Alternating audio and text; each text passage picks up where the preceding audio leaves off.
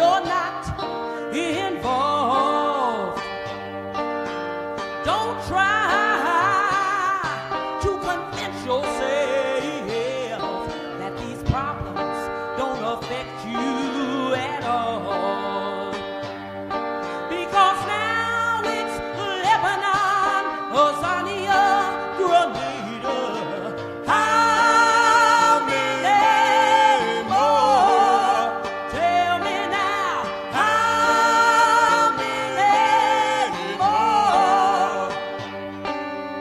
Don't you stand on the sidelines and watch your children go off to war. Don't stand back and wait for this violence to come to your door. Because now it's Chile, Guatemala, El Salvador. How many more? Tell me now. How Peace and love. Welcome to U.S. Political Prisoners and You, brought to you by the Northeast Political Prisoner Coalition. I'm Brother Frank, and I got two of my brothers who have been on the show before, but they returned because, this work is more than just me. It's more than just coming on. It's reporting back to how we are bringing an idea to the community. There are many ideas around our community. Some are in our favor, some are not. But when we talk about one idea in particular that needs to be talked about more times than we probably have available is the political prisoner and the immense sacrifices that the political prisoner has made, and the fact that the political prisoner should not die in prison, should be home with his people, with his family, with his community, those who he and she had made sacrifices for. So before I introduce my brothers who have, as I said, been on the show, I just want to give an overview of what they call the African American Day Parade. I call it the African Day Parade. And the history is the African American Day Parade was founded during the Civil Rights Movement in 1968. The main mission of the parade is to inspire a world where African Americans proclaim independence within our communities in the areas of business, education, health, arts, culture, and politics, government. The parade typically has a large viewing audience and a large contingent of dignitaries, celebrities, bands, community leaders, and elected officials attend. Past grand marshals have included Denzel Washington, Congressman Adam Clayton Powell Jr., Mayor David Dinkins, Congresswoman Shirley Chisholm, Johnny Cochran, Spike Lee, Queen Mother Moore, Ozzie Davis, Ruby Dee, Paul Winfield, Melba Moore, and many others. So that is an overview of the African Day Parade. So my brother Hargrave and my brother Haskins, Tariq, what's going on? Peace and love, my brothers. Peace and love. So I will start off the question. Matter of fact, before I ask you the question, please introduce yourself. First Hargrave and then Tariq, for those who are meeting you for the first time. My name is William R. Hargraves III, and basically, I believe anything that's going to uplift our people, I'm with that. Period. Tariq. Yes, peace. I am Tariq. I am a Black Panther. I'm a former member of the Black Liberation Army. I spent 17 years in various American death camp prisons as a prisoner of war. So I'm happy to be with you, and I love you. Peace. Peace. Thank you for letting the people know who you are. And I think just by you telling them who you are, both of you brothers, they know why you're here. You both have been in our lives, and I appreciate both of you. And you both have been committed to the cause of our peoples. So, I show gratitude by committing myself as much as you brothers have done. The first question is what is your earliest memory of African Day Parade? Start off with Hargrave. That's a good question. I'm born in 1960 and it started in 68.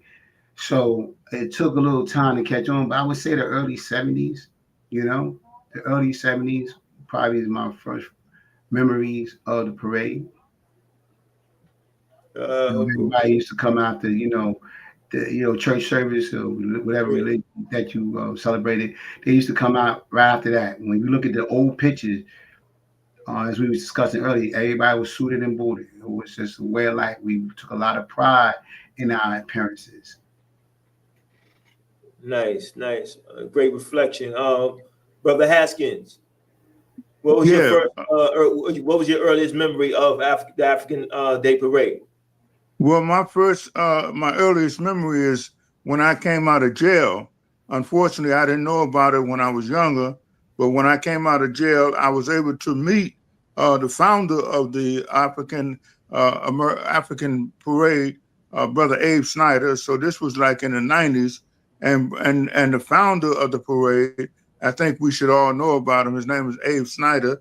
He was from the South, and as a young person in the South, he was approached by racists, and the racists attempted to put him in the place that he felt that black people should be put in.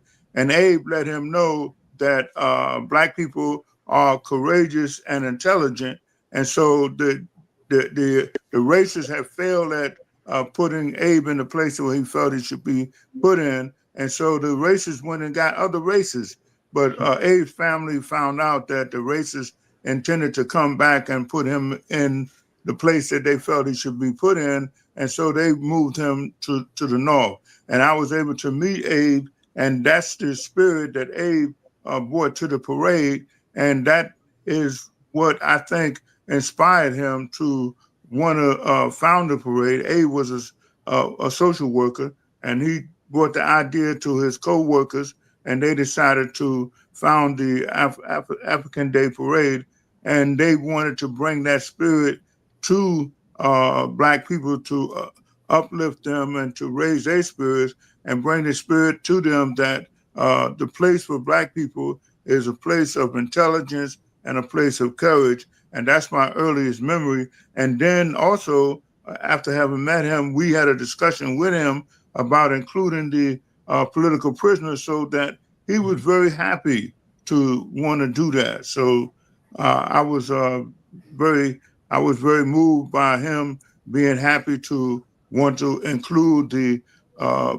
black political prisoner afloat. So that's my earliest memory of the parade and the founder, Brother Abe Snyder.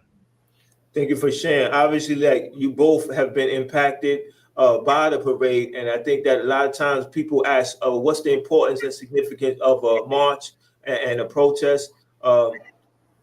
I was informed by one of the hosts from one of the Black Power media shows that and he said something that stuck with me. He said that marches transform the people, and I think that that is very accurate because obviously this march, these parade, had transformed both of you because you've seen our people participating, you see ideas represented, and those ideas start to have a strong position in your life, and you start to go through different phases of development. So I think that that's very important that we reflect on our earliest memories of the parade. As far as me, I remember meeting Dr. Ben at the time. Me and my family took pictures, and I was appreciative of meeting him because I knew what he represented to our people in terms of him giving us our history lesson, but he also was instrumental in me going back to the motherland, back to Africa, back to Kemet, because he provided us with the model of being very serious about who you are and the commitment that you need to make to it. And Ashra Kwesi had picked up his work, and I actually went with a group to Egypt. So seeing him made me think about my appreciation for him, and it made me realize the power that we have as a collective. My next question is, how has it impacted your family? So how has the parade impacted your family, Brother Hargrave? Well, it's impacting my family because they know that it's coming every year on the third Sunday of September, and they're going to be there on the front line. They're going to be there on the sideline, uh, supporting the parade. It's important to have that support And it gets people that's involved in parades involved for various different reasons. Most of it is positive. Some of it is just, hey, maybe I play in a band and it's what we was invited to the parade. But when you see your brothers and sisters, people look like you on the sideline, young and old, you see the aunties, you see the young kids there. Um, it's a double-edged sword. It energizes you. Maybe it changes your perspective. Maybe it changes my kids' perspective or the others, or even and people like to a lot of times talk about the kids. I like to dwell on both the older people because there's a lot of people my age and older that really not conscious, and it taps into your consciousness. It forces you to think inside. That's why we're here today, and that's why we're talking about certain floats and certain things that you see. So my family, my granddaughter, my newest addition, born June 2nd. What was today? Today is September 24th. She was there with my daughter. My family is always there. My grands, I have three granddaughters, and I have a Yes. grandson. My family, everybody, mother, father, sister, brother, we're all there. So that's a way of life for us. That's a tradition. And I would hope to think because we have instilled that in them, that they'll continue the tradition. And if they don't, if they miss a parade, they'll feel a miss, something hollow, something that's missing, so that they won't do that again. So that's our stand. We lead by example. We're there, rain or shine. Yeah, Absolutely. Go ahead, Brother Hopkins. Same question. How has the parade impacted your family? Or has it impacted your uh, family? yeah. Uh, since I've been involved with the parade, unfortunately, my family has been relocated to another town. But I know I know them. I know that they would have a positive response to the African parade because they persons in my family have responded positively to inspirational things of Black people, so that seeing the floats with the different colleges, the historical Black colleges, would inspire my people, would make them feel happy to know that Black people have accomplished the things that are portrayed in the parade. But unfortunately, I haven't been able to. We weren't together since I've been involved in the parade. But as I say, let me remind you that they would. I'm sure that they would be positively inspired by seeing the people, the floats, and seeing the brothers and sisters marching by. Yes, our political prisoners are our families. So it's like, when our family come to these parade, one of the ideas that they are getting introduced to, if they're not aware of, is the political prisoner.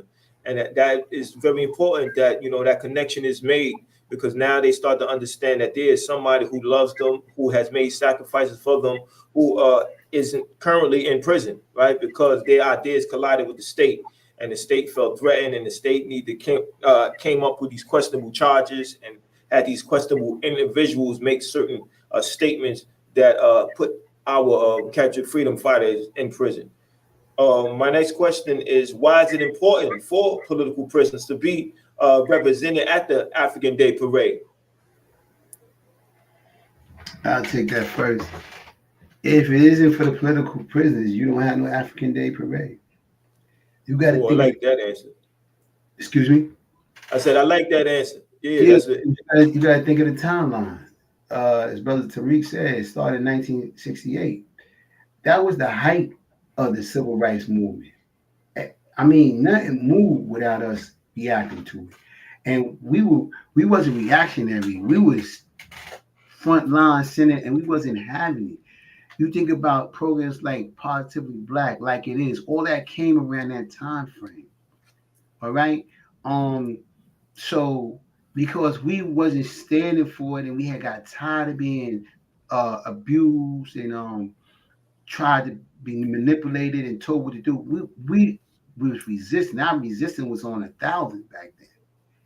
And when you come through the African Day Parade and you see those floats and what have you, and you see folk with political prisoners, it makes people think, because a lot of times we get rocked to sleep and we sit on our laurels. And you look at it, and why did I say that? Because where it's like it is now?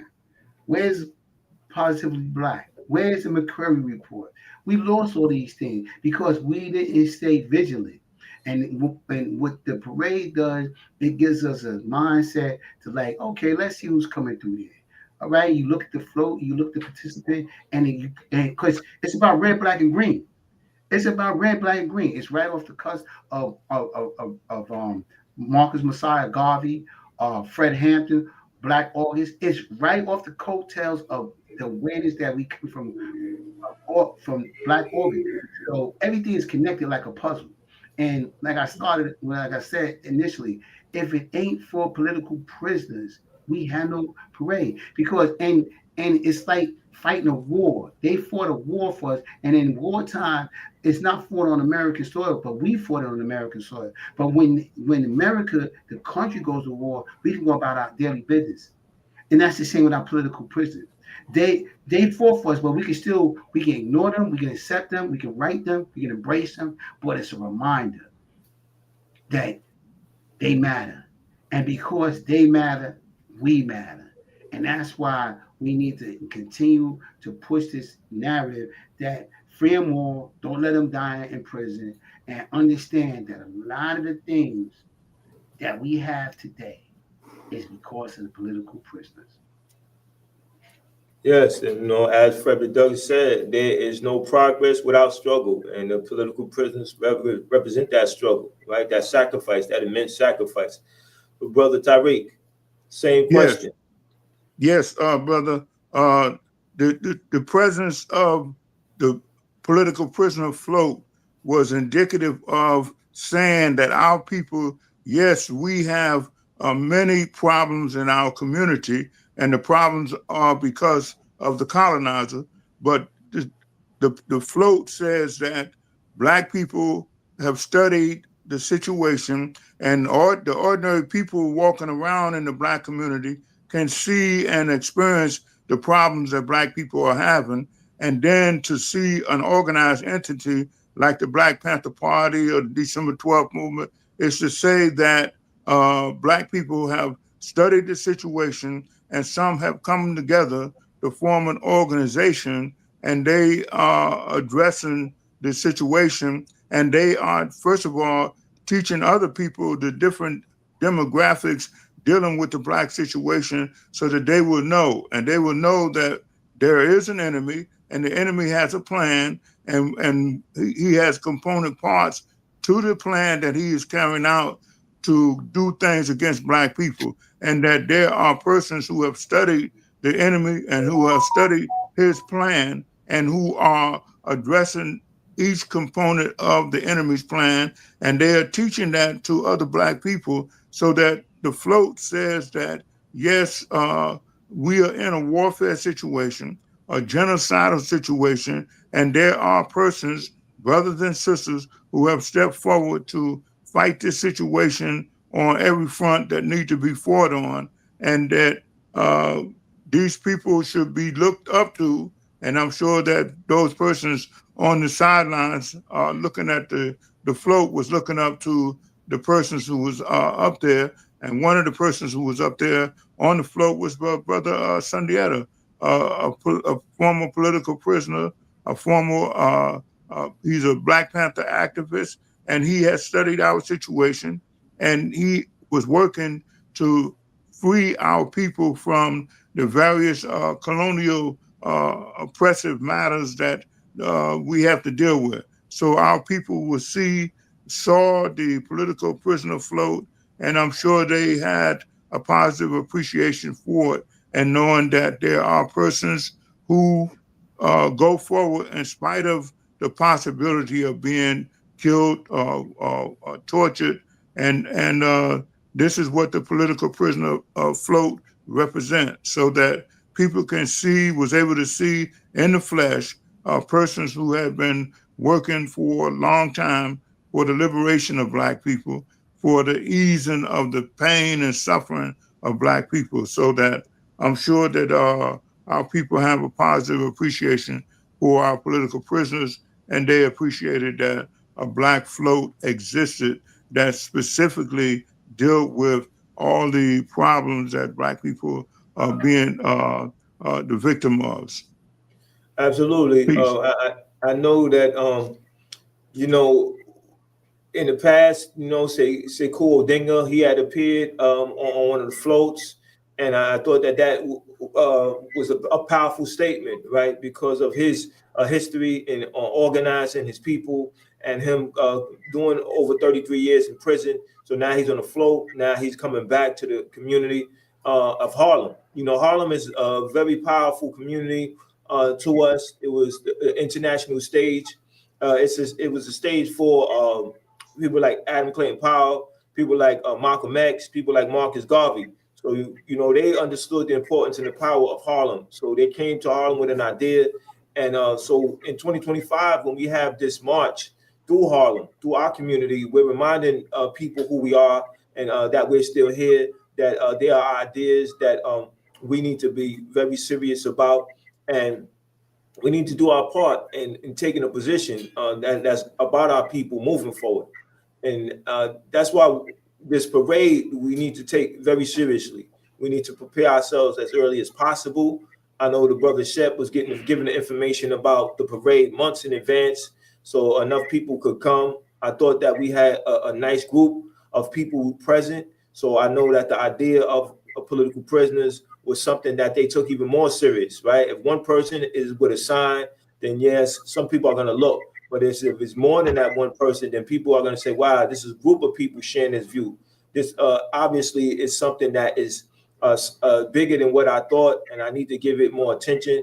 I know that on our float, we had the sign, don't let U.S. held political prisoners die in prison. I thought that was an important statement. It was agitational, right? People read that and people start to understand, wow, that is true. I shouldn't let a political prisoner die in prison. Maybe it is something I could do. Or maybe they want to ask a question. What can I do? How important is it that, our people see that sign, don't let political prisoners die in prison? And what do you think goes through their mind when they hear that, look at that sign and hear those words, don't let U.S. held political prisoners die in prison? Brother Hargrave? I know this wasn't one of the questions, but I wanted to engage in discussion about the importance and the power of Harlem. Well, it makes you think, like you said. I mean, we read that sign because I mean, if you're not in tune and you're not connected with it, you're not never going to think that. Not only that, when the political prisoners go to prison for these trumped up charges or these charges or the laws that they change with the sole purpose of locking up people that look like us. That makes no sense. You got to understand too, the political prisoners, even though they locked up, they're still doing the work. When you read George Jackson's book, and then you think about how that his death coincided with the uprising in Attica, they still political prisoners. They still doing the work. Just because they locked down, you can't shut them up. When people go to prison after that, for whatever the reason it is, the conditions are not inhumane as they once were because of the political prisoners still doing the work, still doing the fight. So anything that's going to lubricate your mind and thinking about the possibility, you'll say, "Wow, I never thought about that." Damn. Anything that's going to shed light, like you said, if you got one person holding up a sign, they may miss that. But they did, Seth and everybody involved did a great job of putting the masses together on a float and really like letting people know, like, hey, we ain't no afterthought. We in this parade. We in this big. We deep in this parade. And I mean, and they wearing their colors and they had the signs and the floats and things of that nature. It makes it makes you never know what may ignite a thought in you that blows into something that you take the ground. You take the baton and you run with it. So it's important to get thought-provoking questions like that or statements with exclamation point, fists in the air, unapologetic. Absolutely, brother. You definitely broke that down how it should be broken down. I think that you being in Harlem for so many years, you can understand the type of people that are there, right? Not to say that those people are any different than any other of the boroughs, but Harlem is very significant in terms of our political development. And that's why it's very important that when we're in Harlem, we bring ideas to our people that they're not accustomed to. And that's going to keep them informed. And then from being informed, they might become conscious. And once you're conscious, then that drives you to take action, right? It depends, what the distinction between being informed and being conscious is. How do you relate to the information that that you are being given, right? And I think that that's why it is very important that people sing that sign, "Don't let U.S. help political prisoners die in prison," because that takes you more than just being informed. It raises the question, what can I do, and why should I take action, or why should I be concerned? So, my brother Tariq, that question that I have for you, when people hear that idea, as they did in the parade, or see that idea being printed on a banner which says, "Don't let U.S. help political prisoner die in prison," how do you think they relate to that? I think they positively relate to it, but I think many people don't know that what they should do, especially our educators, is educate people about the situation that Black people are in, educate people about what the colonizer is doing in terms of us having certain kinds of jobs, in terms of us being mistreated in the prisons and things like that, and to educate our people to know our history, and so they will have a better appreciation for our political prisoners. Because I see people who learn about political prisoners and they step forward and they get in touch with us and they become a part of the unit that's working on the political prisoner situation. So that I think that what's more needed is for teachers to and educators to try to get it in their presentations about the existence of political prisoners. And if you can't do the whole curriculum, get a word or two in edgewise, and so that people will know that there are persons who they can go to and they can be hooked up into a network where they can help get political prisoners out of prison and be a part of a network. The numbers alone will impress the colonizer to stop being so repressive against our people while they are in prison. And then educators could educate our people so that more people, when they learn about the situation of political prisoners, they can step forward and be a part of the network. I think that's what's needed, because I think our people, I know our people positively respond to the existence of political prisoners, and they would like to do what they can so that persons, educators should do a little bit more to help our people get involved with the network that work on political prisoners, and so that they will create a mechanism that will enable our prisoners to become free. Thank you for that breakdown. And you said a key point. You talked about educators, and that is one of the many people who were there at the parade. You have educators, you have That's right. doctors, you have lawyers, you have firefighters, you have various people from various sectors of society, and that's very important that they be exposed to the idea of political prisoners. Now they could go to their unions. Now they could go to their classrooms and decide what they're going to do with what they just learned, right? If a political prisoner not dying in prison means anything to them, they're going to take some serious action. They might be able to bring their students together and have them write to a political prisoner, and even write to the parole board about why that political prisoners should come home, right? The probation officers, the parole officers, those are supposed to be defenders of the community. How can you defend a community if you're not talking to the community? So I appreciate both of you brothers coming on. If you got any announcements, please feel free to let the people know. We got the Curb Fest coming up, and if you brothers is around, I'd love to have you there. We got to bring that to South Jamaica, to the community of South Jamaica, Queens. Let them know about Sekou Odinga. Let them know about the Sada Shakur. Let them know about Herman Ferguson. Let them know about Matula Shakur. So you know what, how we say, y'all know the call free them all. Any last words, my brothers? Yeah, just one thing real brief, because both of y'all touched on it. Every year the parade has a theme, okay? Just like Black History Month, every year it has a theme. Started with Carter G. Woodson. He always had a theme. And you talked about education. This year the theme was education.